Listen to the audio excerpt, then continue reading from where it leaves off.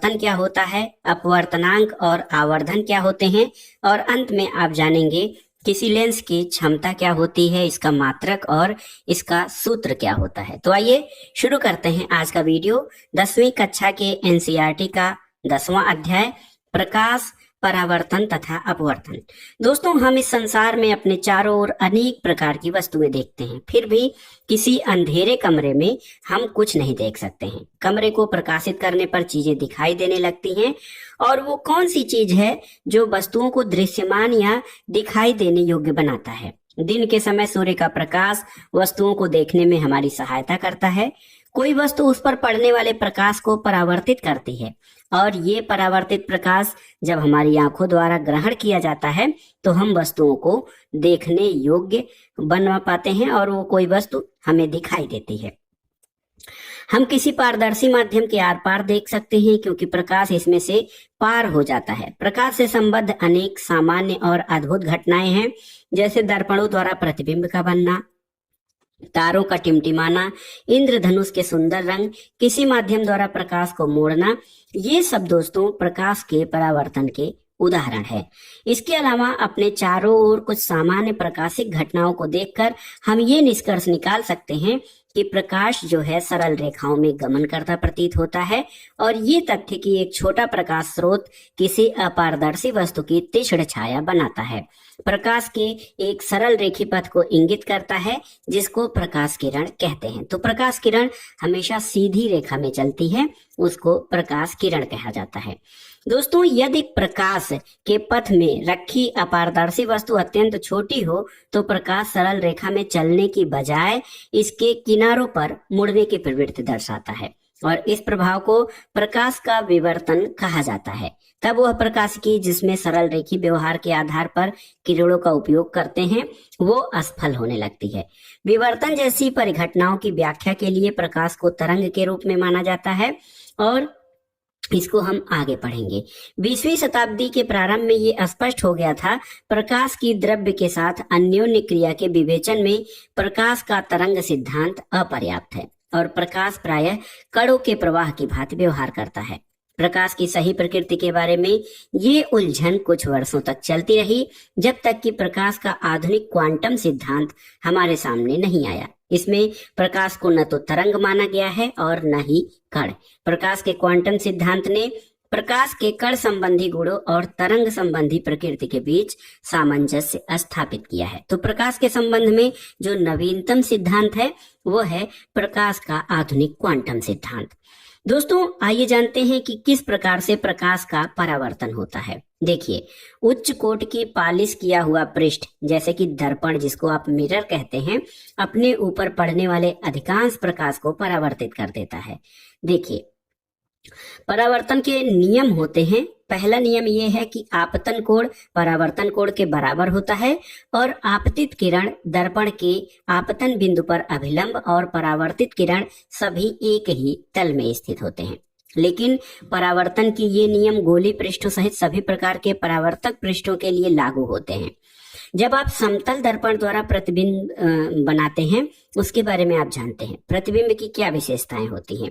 दोस्तों, समतल दर्पण द्वारा जो प्रतिबिंब बनता है ये हमेशा आभासी बनता है और सीधा होता है। प्रतिबिंब का साइज या जो वस्तु के साइज के बराबर होता है।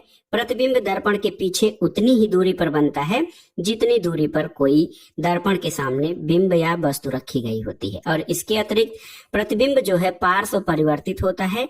यदि परावर्तक पृष्ठ वक्रित हो तो प्रतिबिंब कैसे बनेंगे, इसके बारे में आज हम जानेंगे।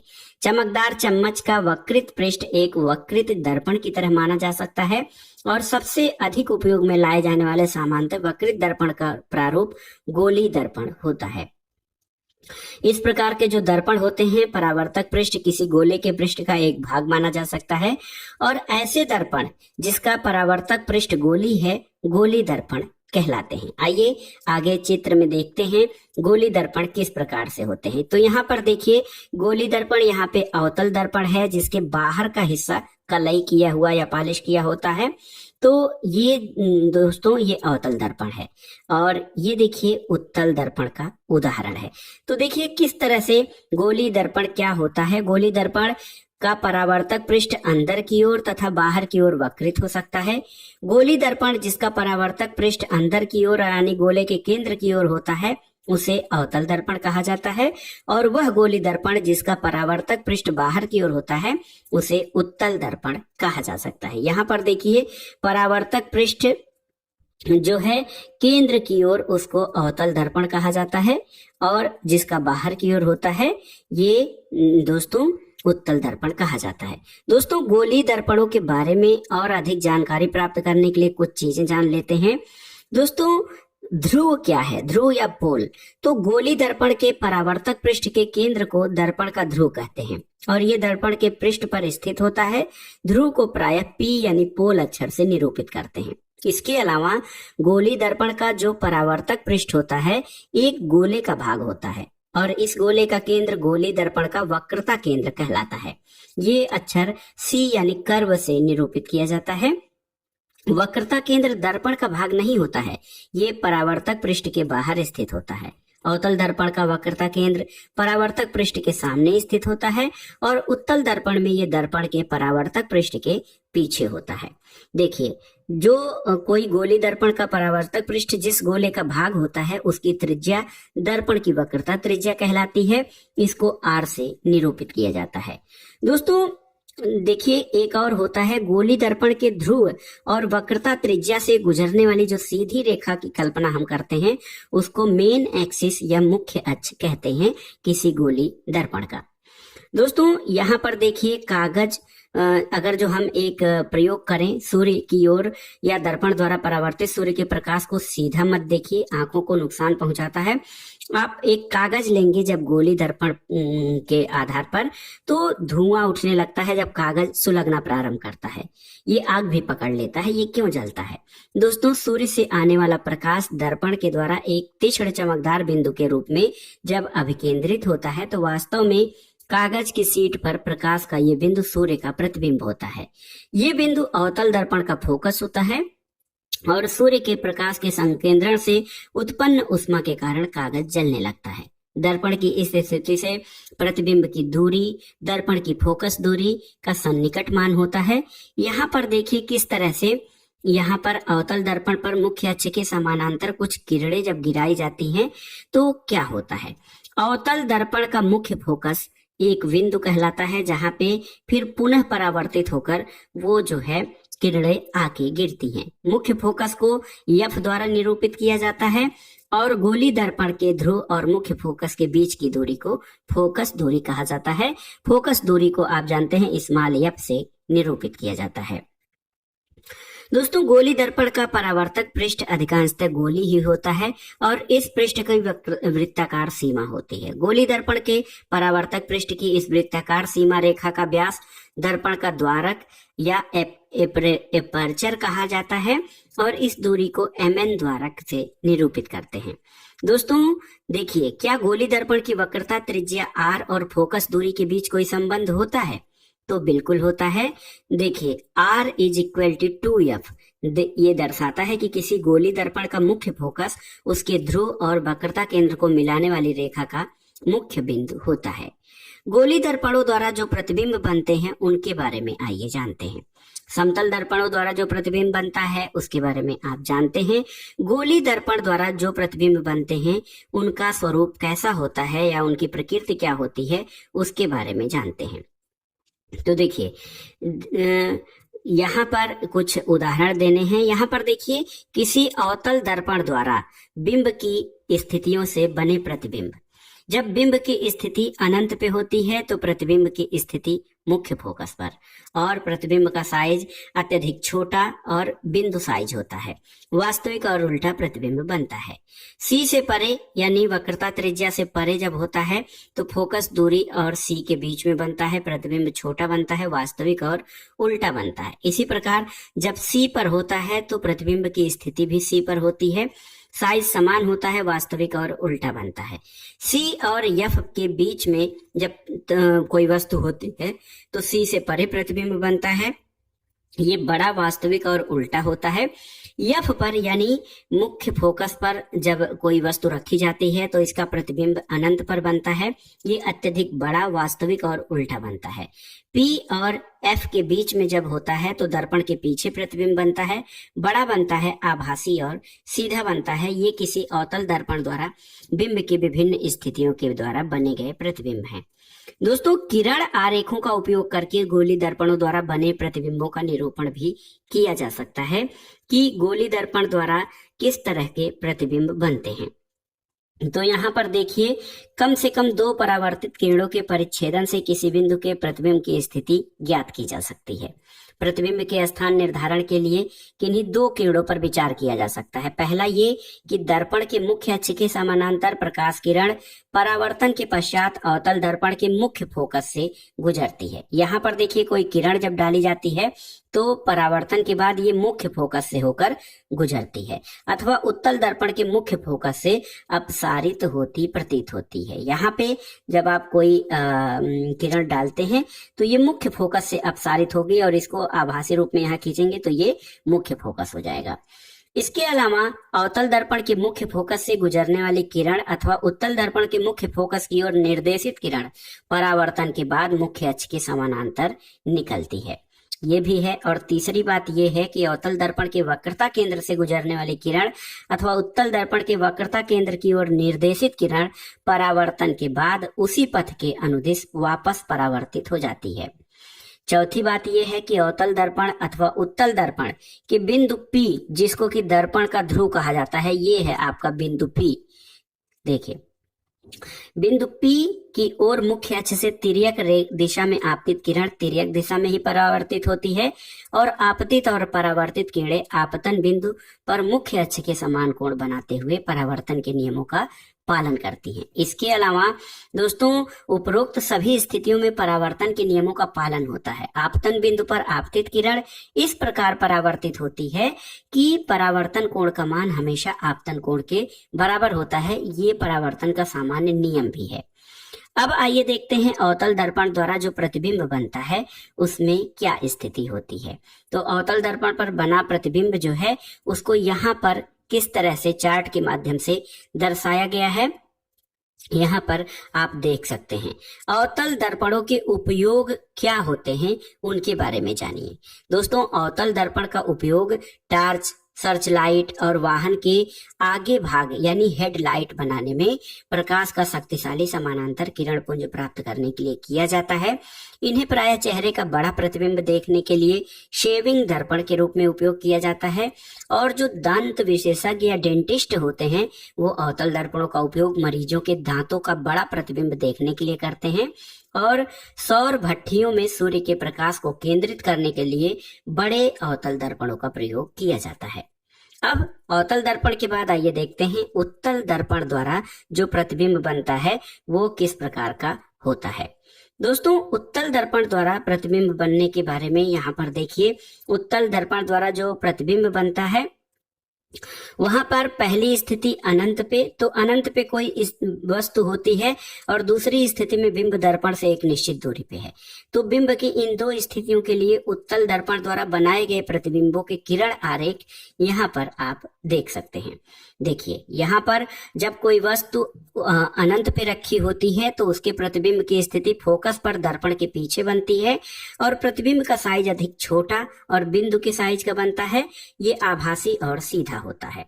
अनंत और दर्पण के ध्रुव के बीच जब कोई वस्तु रहती है तो उसका प्रतिबिंब P और F के बीच दर्पण के पीछे बनता है। प्रतिबिंब का साइज छोटा होता है और आभासी तथा सीधा होता है। दोस्तों, आपको बताना है कि कौन सा ऐसा दर्पण होता है जो किसी वस्तु का प्रतिबिंब पूरा पूरा बनाएगा। छोटे से उत्तल दर्पण में किसी ऊंचे भवन, पेड़ का पूर्ण लंबाई का प्रतिबिंब देख सकते हैं। आगरा किले में एक दीवार में ऐसा ही एक दर्पण ताजमहल की ओर लगा हुआ है।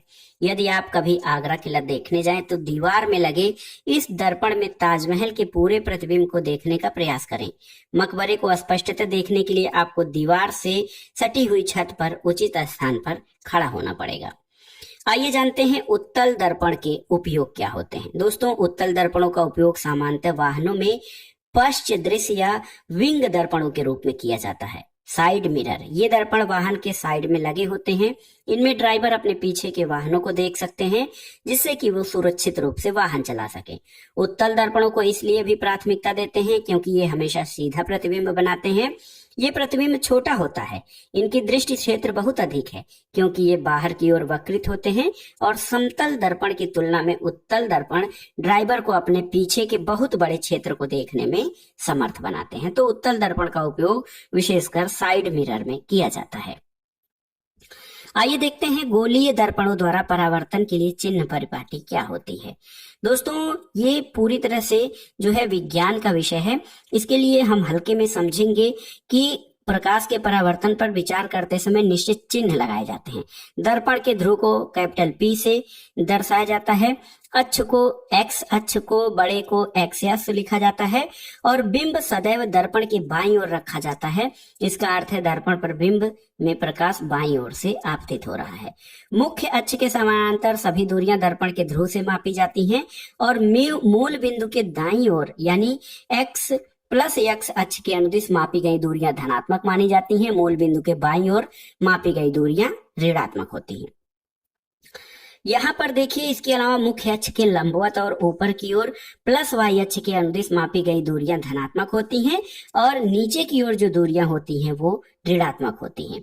तो दर्पण सूत्र और आवर्धन। दोस्तों, गोलीय दर्पण में इसके ध्रुव से बिंब की दूरी बिंब दूरी या स्मॉल u कहलाती है। दर्पण के ध्रुव से प्रतिबिंब की दूरी v कहलाती है। दोस्तों, इसके अलावा आपको पहले ज्ञात है कि ध्रुव से मुख्य फोकस दूरी स्मॉल f कहलाती है और इन तीनों राशियों के बीच एक संबंध होता है 1/v plus 1/u is equal to 1/f। ये एक सूत्र होता है। आवर्धन किसे कहते हैं? दोस्तों, गोलीय दर्पण द्वारा उत्पन्न आवर्धन वह आपेक्षिक विस्तार है जिससे ज्ञात होता है कि कोई प्रतिबिंब बिंब की अपेक्षा कितना गुना आवर्धित है या बढ़ाया गया है। इसे प्रतिबिंब को ऊंचाई और बिंब की ऊंचाई के अनुपात में व्यक्त किया जाता है। यदि h बिंब की ऊंचाई हो और h डैश प्रतिबिंब की ऊंचाई हो तो गोलीय दर्पण का जो आवर्धन होता है स्मॉल m, ये दोस्तों प्रतिबिंब की ऊंचाई और बिंब की ऊंचाई का अनुपात होता है। तो इसको इस प्रकार से व्यक्त कर सकते हैं। दोस्तों, बिंब की ऊंचाई धनात्मक ली जाती है क्योंकि बिंब हमेशा मुख्य अक्ष के ऊपर रखा जाता है। आभासी प्रतिबिंबों के लिए बिंब की ऊंचाई धनात्मक लेनी चाहिए, वास्तविक प्रतिबिंबों के लिए इसे ऋणात्मक लेना चाहिए और आवर्धन के मान में ऋणात्मक चिन्ह ज्ञात होता है कि प्रतिबिंब वास्तविक है। आवर्धन के मान में धनात्मक चिन्ह ये बताता है कि प्रतिबिंब आभासी है। यहाँ पर एक जो है वो न्यूमेरिकल क्वेश्चन दिया गया है, उसको हम सॉल्व नहीं कर रहे हैं, आप अलग से इसको देख सकते हैं। परावर्तन के बाद आइए जानते हैं प्रकाश का अपवर्तन। दोस्तों, किसी पारदर्शी माध्यम में प्रकाश सरल रेखा में गति करता प्रतीत होता है। जब प्रकाश एक पारदर्शी माध्यम से दूसरे में प्रवेश करता है तो क्या होता है? क्या अब भी ये सरल रेखा में चलता है या अपनी दिशा बदल देता है? दोस्तों, हम अपने दिन प्रतिदिन के अनुभवों को दोहराएंगे। आप देखे होंगे कि पानी से भरे किसी टैंक अथवा ताल या पोखर की तली उठी हुई प्रतीत होती है। जब कोई मोटा कांच का स्लैब या सिल्ली किसी मुद्रित सामग्री पर रखा जाता है तो कांच के स्लैब के ऊपर से देखने पर अक्षर उठे हुए प्रतीत होते हैं। ऐसा क्यों होता है? दोस्तों, क्या आपने कांच के बर्तन में रखे पानी में किसी पेंसिल को आंशिक रूप से डूबे देखा है? ये वायु और पानी के अंतर पृष्ठ पर टेढ़ी प्रतीत होगी। और आपने देखा होगा कि पानी से भरे किसी कांच के बर्तन में रखे नींबू साइड से देखने पर वास्तविक साइज से बड़े दिखाई देते हैं। तो आंशिक रूप से डूबी पेंसिल के मुड़े होने की घटना क्यों होती है? तो देखिए, क्या होता है कि पेंसिल से पानी के बाहर के भाग की तुलना में भिन्न दिशा से आता हुआ प्रतीत होता है और पेंसिल मुड़ी हुई प्रतीत होती है।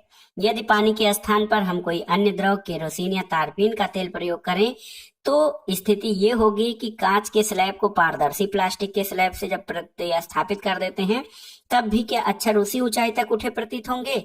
आप देखेंगे कि अलग अलग माध्यम या मीडियम के लिए ये प्रभाव अलग अलग जो है असर करते हैं। जब ऐसा इसलिए होता है कि जब प्रकाश एक माध्यम से दूसरे माध्यम में तिरछा होकर जाता है तो दूसरे माध्यम में इसके संचरण की दिशा परिवर्तित हो जाती है। दोस्तों यहाँ पर देखिए, कटोरे में पानी डालने पर सिक्का फिर से दिखाई देने लगता है। प्रकाश के अपवर्तन के कारण सिक्का अपनी वास्तविक स्थिति से थोड़ा उठा हुआ दिखाई देता है। कांच के आयताकार स्लैब से अपवर्तन किस प्रकार से होता है? इसके लिए आपको एक प्रयोग करना पड़ेगा। यहाँ पर देखिए कि प्रकाश किरण अपनी दिशा बिंदु O और O डैश पर परिवर्तित कर देती है। जब यहाँ पर देखिए कि पहले तो किरण ऐसे जा रही थी, जाना चाहिए था इस बिंदु पर, लेकिन वो ऐसे चलने लगती है। ऐसा इसलिए है क्योंकि दोनों पारदर्शी माध्यम भले ही हैं, दोनों के घनत्व में अंतर होता है। देखिए, जब प्रकाश की किरण विरल माध्यम से सघन माध्यम में यानी वायु से कांच में प्रवेश करती है तो इसमें प्रकाश का अपवर्तन होता है। देखिए, ऐसा इसलिए होता है कि जो माध्यम है, प्रकाश के किरणों के चलने के माध्यम है, वो बदल जाते हैं। दोस्तों, प्रकाश के अपवर्तन से परिचित हैं। अपवर्तन प्रकाश के एक पारदर्शी माध्यम से दूसरे माध्यम में प्रवेश करने पर प्रकाश की चाल में परिवर्तन होने के कारण ऐसा होता है। प्रकाश के अपवर्तन कुछ नियमों पे संचालित होते हैं। देखिए, आपतित किरण यानी जो किरण डाली जाती है, अपवर्तित किरण और दोनों माध्यमों को पृथक करने वाले पृष्ठ के आपतन बिंदु पर अभिलंब सभी एक तल में होते हैं और प्रकाश के किसी निश्चित रंग और निश्चित माध्यमों के युग्म के लिए आपतन कोण की साइन और अपवर्जन कोण की साइन का अनुपात स्थिर होता है। इस नियम को स्नेल का अपवर्तन नियम कहते हैं। दोस्तों, यदि आपतन कोण I और R अपवर्तन कोण हो तो इसे sine I by sine R से निर्देशित किया जाता है। इसका मान एक स्थिरांक होता है और इसका स्थिरांक का मान दूसरे मान का पहले माध्यम के सापेक्ष अपवर्तनांक कहते हैं। अपवर्तनांक के बारे में थोड़ा सा और जानते हैं दोस्तों कि जब प्रकाश की किरण तिरछी जाती है तो एक पारदर्शी माध्यम से दूसरे माध्यम में प्रवेश करती है। ये दूसरे माध्यम में अपनी दिशा परिवर्तित कर लेती है और अपवर्तनांक का एक महत्वपूर्ण भौतिक राशि विभिन्न माध्यमों में प्रकाश के संचरण की आपेक्षिक चाल से संबद्ध किया जा सकता है। ये देखा गया है कि विभिन्न माध्यमों में प्रकाश की चाल अलग अलग होती है। निर्वात यानी शून्य में प्रकाश की चाल 3 गुणे 10⁸ मीटर प्रति सेकेंड यानी 3 लाख किलोमीटर प्रति सेकेंड की चाल से चलता है। प्रकाश को किसी भी माध्यम से हो सकने की ये सबसे तेज चाल होती है। वायु में प्रकाश की चाल निर्वात की अपेक्षा थोड़ी कम होती है। कांच और पानी में ये और घट जाती है। दो माध्यमों के युग्म के लिए अपवर्तनांक का मान दोनों माध्यमों में प्रकाश की चाल पर निर्भर करता है और आपने सूत्र देखा है कि एक माध्यम में प्रकाश की चाल बाय दूसरे माध्यम में प्रकाश की चाल, उससे आप इसको निकाल सकते हैं। दोस्तों, किसी माध्यम का निरपेक्ष अपवर्तनांक केवल अपवर्तनांक कहलाता है और अनेक माध्यमों के अपवर्तनांक आप देख सकते हैं। वायु में प्रकाश का वेग और जल में प्रकाश के वेग का अनुपात 1.33 है और इस प्रकार क्राउन कांच का अपवर्तनांक 1.52 होता है और ऐसे आंकड़े उपयोगी होते हैं। यहाँ पर देखिए, वायु का अपवर्तनांक जो है 1.0003 है और बर्फ का 1.31 है। तो देखिए किस तरह से अपवर्तनांक का मान बदलता है। हीरा का अपवर्तनांक यहाँ 2.42 है। यहाँ पर जितने भी जो माध्यम दिए गए हैं इसमें सर्वाधिक जो है हीरे में जो है प्रकाश का अपवर्तनांक अधिक होता है। दोस्तों, किसी माध्यम में प्रकाश को अपवर्तित करने की क्षमता को उसके प्रकाशिक घनत्व द्वारा भी व्यक्त किया जा सकता है। प्रकाशिक घनत्व का एक निश्चित संपृक्तांक या कोनोटेशन होता है। ये द्रव्यमान के घनत्व के समान नहीं होता है। इस अध्याय में हम विरल माध्यम और सघन माध्यम शब्दों का प्रयोग कर रहे हैं। वास्तव में प्रकाशिक विरल माध्यम और प्रकाशिक सघन माध्यम ये होते हैं। तो दो माध्यमों की तुलना करते समय अधिक अपवर्तनांक वाला माध्यम दूसरे की अपेक्षा प्रकाशिक सघन होता है और कम अपवर्तनांक वाला माध्यम प्रकाशिक विरल माध्यम होता है। दोस्तों, जब विरल माध्यम में प्रकाश की चाल सघन माध्यम में प्रकाश की चाल की अपेक्षा अधिक होती है। विरल माध्यम से सघन माध्यम में जब प्रकाश की किरण चलती है तो वो धीमी हो जाती है और अभिलंब की ओर झुक जाती है। जब ये सघन माध्यम से विरल माध्यम में जाती है तो इसकी चाल बढ़ जाती है और ये अभिलंब से दूर हो जाती है। ये सामान्य नियम है। अब दर्पणों के बाद आइए जानते हैं गोलीय लेंसों द्वारा अपवर्तन। तो घड़ी साज को आपने बहुत छोटे छोटे पुर्जों को देखने के लिए छोटे आवर्धक लेंस का उपयोग करते हुए देखा होगा। ये आवर्धक लेंस किनारे से पतले और बीच में मोटे होते हैं। दो पृष्ठों से घिरा कोई पारदर्शी माध्यम जिसका एक या दोनों पृष्ठ गोलीय है लेंस कहलाता है। लेंस जो है दोस्तों, इसका कम से कम एक पृष्ठ गोलीय होता है और ऐसे लेंसों में दूसरा पृष्ठ समतल भी हो सकता है। किसी लेंस में बाहर की ओर उभरे दो गोली पृष्ठ हो सकते हैं, इसको द्वि उत्तल लेंस कहते हैं और इसे केवल उत्तल लेंस भी कहा जाता है। उत्तल लेंस किनारों पर पतला और बीच में मोटा होता है। उत्तल लेंस जो है प्रकाश किरण को फैला देते हैं, इनको अभिसारी लेंस कहा जाता है। और अवतल लेंस देखिए, अवतल लेंस का उदाहरण ये है। अवतल लेंस को अपसारी लेंस कहा जाता है। ये प्रकाश किरणों को इकट्ठा यानी सिकोड़ देते हैं। किसी लेंस में चाहे वो उत्तल हो या अवतल दो गोली पृष्ठ होते हैं। इसमें से एक पृष्ठ एक गोले का भाग होता है। इन गोलों के केंद्र में लेंस का वक्रता केंद्र होता है। लेंस का वक्रता केंद्र कैपिटल C से निरूपित किया जाता है और लेंस के दो वक्रता केंद्र होते हैं, इन्हें C1 C2 से निरूपित किया जाता है। और किसी लेंस के दोनों वक्रता केंद्रों से गुजरने वाली काल्पनिक सीधी रेखा को मुख्य अक्ष, लेंस का मुख्य अक्ष कहा जाता है। लेंस का केंद्रीय बिंदु इसका प्रकाशिक केंद्र कहलाता है। दोस्तों, गोली लेंस की वृत्ताकार रूपरेखा का प्रभावी व्यास इसका द्वारक कहा जाता है और ऐसे लेंस छोटे द्वारक के पतले लेंस कहलाते हैं जिनकी वक्रता त्रिज्या बहुत छोटी होती है। तो दोस्तों, लेंस के बारे में आपने सामान्य जानकारी कर ली। जब आप देखिए, एक प्रयोग करना है कि एक लेंस को लेकर उससे सूरज की किरणों को फोकस करना है, तो जब आप किसी कागज पे डालते हैं एक बिंदु पर तो कागज सुलगने लगता है और धुआं उत्पन्न करता है और कुछ देर बाद ये जल जाता है। सूरज से आने वाली प्रकाश की किरणें समानांतर होती हैं।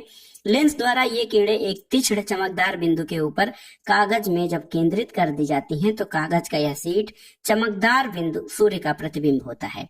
हम एक लेंस के मुख्य अक्ष के समानांतर प्रकाश किरणों पे जब विचार करेंगे तो प्रकाश किरणों को किसी लेंस से गुजारने पर उत्तल लेंस के लिए देखिए, अवतल लेंस के लिए क्या स्थिति होती है।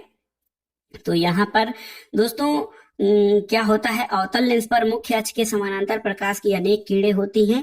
ये किरणें लेंस से अपवर्तन के बाद मुख्य अक्ष के एक बिंदु पर ही अपसारित हो जाती हैं और मुख्य अक्ष पर यह बिंदु अवतल लेंस का मुख्य फोकस कहलाता है। फोकस दूरी क्या है दोस्तों? किसी लेंस के मुख्य फोकस की प्रकाशिक केंद्र से दूरी फोकस दूरी कही जाती है। इसको स्मॉल f से प्रदर्शित किया जाता है। जिस प्रकार से दर्पण द्वारा प्रतिबिंब बनते हैं उसी प्रकार लेंसों द्वारा भी भिन्न भिन्न प्रकार के और प्रकृति के प्रतिबिंब बनते हैं। तो यहाँ पर एक चार्ट दिया गया है कि किस प्रकार बिंब की स्थिति से उसके प्रतिबिंब की स्थिति बनती है और प्रतिबिंब का आपेक्षिक साइज किस प्रकार से होता है, प्रतिबिंब की प्रकृति कैसी होती है। तो यहाँ पर देखिए कि दोस्तों, वास्तविक और उल्टा लेंस से जो प्रतिबिंब बनते हैं वो वास्तविक और उल्टे ही होते हैं, लेकिन जब फोकस F1 और प्रकाशिक केंद्र के बीच कोई वस्तु रखी जाती है तब उस स्थिति में आभासी और सीधा प्रतिबिंब बनता है।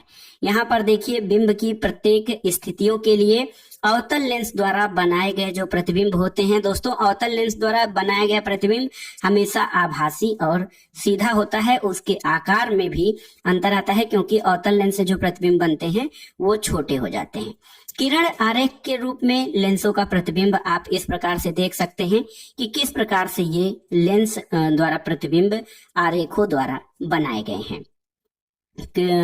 उत्तल लेंस में और अवतल लेंस में जो प्रतिबिंब बनते हैं वो किस प्रकार से होते हैं। तो आप इन सब जो रेखा चित्रों के माध्यम से लेंस द्वारा बनने वाले प्रतिबिंबों को समझ सकते हैं। गोली लेंसों के लिए कुछ चिन्हों की परिपाटी होती है जिस प्रकार से दर्पण के लिए था। देखिए, लेंसों की माप उनके प्रकाशिक केंद्र से लिया जाता है। उत्तल लेंस को फोकस दूरी जो होती है वो धनात्मक होती है, अवतल लेंस की फोकस दूरी ऋणात्मक होती है। U, V और F बिंब की ऊंचाई और उसके मान में प्रतीक चिन्ह आप जानते होंगे। अब आइए जानते हैं लेंस सूत्र और आवर्धन के बारे में। जिस प्रकार से गोलीय दर्पण के लिए सूत्र था, उसी प्रकार गोली लेंस के लिए भी लेंस सूत्र होता है। ये सूत्र बिंब दूरी u, प्रतिबिंब दूरी v और फोकस दूरी f के बीच संबंध प्रदान करता है। 1/v - 1/u = 1/f। तो लेंस सूत्र व्यापक है और किसी भी गोली लेंस के लिए सभी स्थितियों में मान्य होता है। एक जब आप प्रकाश या प्रकाश के बारे में अध्ययन करते हैं तो एक शब्द आता है आवर्धन। दोस्तों, किसी लेंस द्वारा उत्पन्न आवर्धन किसी गोलीय दर्पण द्वारा उत्पन्न आवर्धन की तरह प्रतिबिंब की ऊंचाई और बिंब की ऊंचाई के अनुपात के रूप में परिभाषित किया जाता है। आवर्धन को स्मॉल अक्षर m से निरूपित किया जाता है। बिंब की ऊंचाई h हो तो लेंस द्वारा बनाए गए प्रतिबिंब की ऊंचाई h' होगी। तब लेंस द्वारा उत्पन्न आवर्धन m = प्रतिबिंब की ऊंचाई / बिंब की ऊंचाई। तो इसको आवर्धन कहा जाता है। दोस्तों, आवर्धन के लिए जब आप सामान्य रूप से फार्मूले पे देखेंगे, m और h' जो होते हैं ऋणात्मक चिन्ह, ये दर्शाते हैं कि प्रतिबिंब उल्टा और वास्तविक है, मुख्य अक्ष के नीचे बनता है। और इसी प्रकार एक वास्तविक उल्टा 4 सेंटीमीटर लंबा प्रतिबिंब लेंस के दाईं ओर से 30 सेंटीमीटर दूरी पे बनता है। तो ये प्रतिबिंब 2 गुना विवर्धित होता है। लेंस की क्षमता क्या होती है उसके बारे में आइए जानते हैं। दोस्तों, लेंस जो होता है, लेंस का प्रकाश किरणों से अभिसरित और अपसरित करने की क्षमता उसकी फोकस दूरी पर निर्भर करती है। कम फोकस दूरी का एक उत्तल लेंस प्रकाश किरणों के बड़े कोण से मोड़कर उन्हें प्रकाशिक केंद्र के निकट फोकस करता है, और कम फोकस दूरी का एक अवतल लेंस अधिक फोकस दूरी के लेंस की अपेक्षा प्रकाश किरणों को अधिक अपसरित करता है। तो दोस्तों, किसी लेंस द्वारा प्रकाश किरणों को अभिसरण या अपसरण करने की मात्रा को उसकी क्षमता के रूप में व्यक्त किया जाता है। क्षमता को P या पावर से व्यक्त किया जाता है। P जो होता है दोस्तों, फोकस दूरी के व्युत्क्रमानुपाती होता है। तो P = 1/f। दोस्तों, लेंस की क्षमता जो होता है उसका SI मात्रक डायोप्टर होता है। इसे कैपिटल D से निरूपित किया जाता है। यदि स्मॉल f को मीटर में व्यक्त करें तो क्षमता को डायोप्टर में व्यक्त किया जाता है। एक डायोप्टर उस लेंस की क्षमता होती है जिसकी फोकस दूरी 1 मीटर होती है। आप जान सकते हैं उत्तल लेंस की क्षमता धनात्मक और अवतल लेंस की क्षमता ऋणात्मक होती है। दोस्तों, चश्मा बनाने वाले जब लेंस निर्माण करते हैं तो उनकी क्षमता का उल्लेख करते हैं, और यदि किसी निर्धारित लेंस की क्षमता +2 डायोप्टर है, इसका अर्थ है निर्धारित लेंस उत्तल है, उसकी फोकस दूरी 0.5 मीटर है, और इस प्रकार -2.5 डायोप्टर क्षमता के लेंस की फोकस दूरी -40 मीटर होती है, और ये अवतल लेंस होता है। तो ये था दोस्तों चश्मा बनाने वालों के लिए लेंस की फोकस दूरी के स्थान पर क्षमताओं का उपयोग करना काफी सुविधाजनक है। आंखें टेस्ट करते समय चश्मा बनाने वाला ज्ञात क्षमता वाले संशोधी लेंसों के अनेक अलग अलग संयोजन को संपर्क में रखता है और चश्मा टेस्ट करने वाले के अंदर फ्रेम में रखता है, और जैसे हमारी आंखें किसी वस्तु को स्पष्ट देखने लगती हैं तो उस क्षमता के लेंस को वो हमारे आंखों के चश्मे बनाने में प्रयुक्त करता है। इस अध्याय में यानी प्रकाश के परावर्तन और अपवर्तन वाले अध्याय से आपने क्या सीखा, आइए संक्षेप में जान लेते हैं। प्रकाश सरल रेखाओं में गमन करता प्रतीत होता है। दर्पण और लेंस वस्तुओं के प्रतिबिंब बनाते हैं। बिंब की स्थिति उसके अनुसार प्रतिबिंब वास्तविक अथवा आभासी होता है।